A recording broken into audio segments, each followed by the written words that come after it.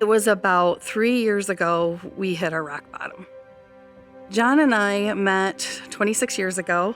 I moved from Ohio to Michigan for a job, and he was the maintenance manager at my apartment complex.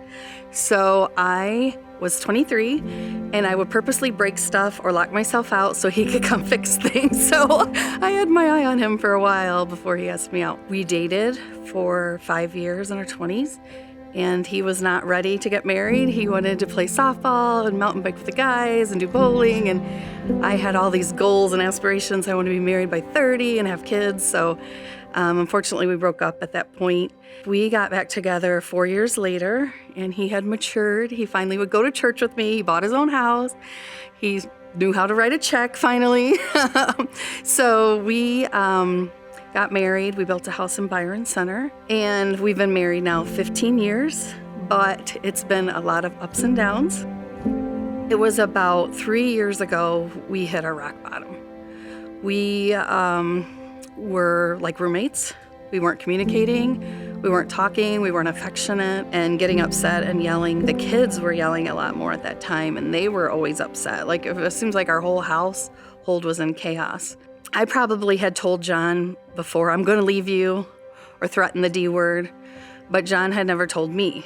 And we were at this place for lunch, and as soon as we ordered our food, he said, I want a divorce. And I was bawling. When the waitress came back, I said, just throw it away. So we got into the van, and I said, what are we going to do? We have 2 more hours. What are we going to do for those 2 hours? We have to go pick up our boys. And he said, let's go to Holland Beach and just listen to the waves. And when we got to the waves, we just sat there in silence, and I felt pretty numb. And what we saw there was a wedding. And we both reached to each other and held each other's hand. Like, we both knew it was a sign from God that we can't just give up. We actually called the church because we did not know what should we do next. So I called the church, and they said, meet me on Sunday morning. And I never met her before, but as soon as I met her, there was a connection. Her name's Elise, and she's a redhead, so I just loved her from the get-go. She had a meeting with us, and I'm I try to be a strong person. I could not believe that I broke down in front of her. John and I both were crying on our very first initial meeting. She opened up the idea of us doing re-engage class with just her and her husband.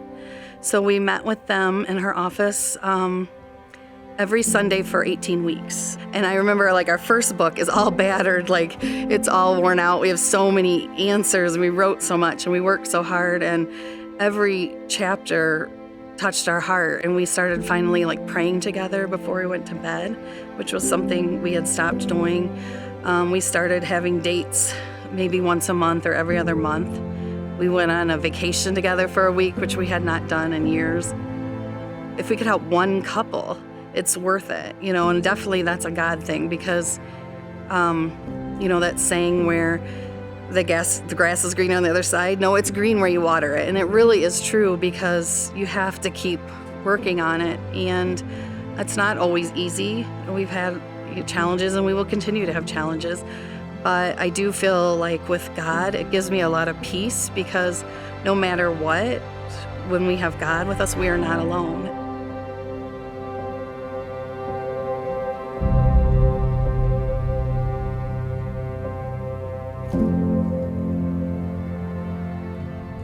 My name is Beth, and this is how God is moving in my life.